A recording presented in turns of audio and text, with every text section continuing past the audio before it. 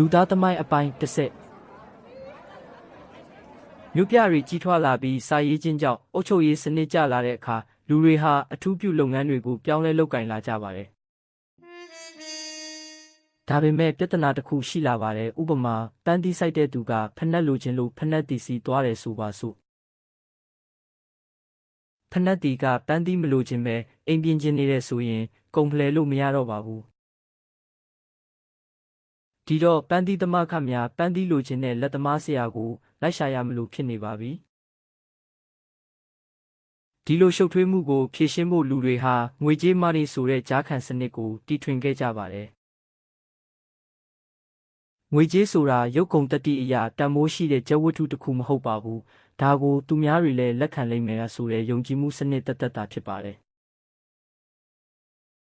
ဒီယုံကြည်မှုကြောင့်ပဲလူစိမ်းတွေဟာပန်းသီးနဲ့ဖနက်ကိုအလွယ်တကူလဲလှယ်လို့ရသွားကြတာပါ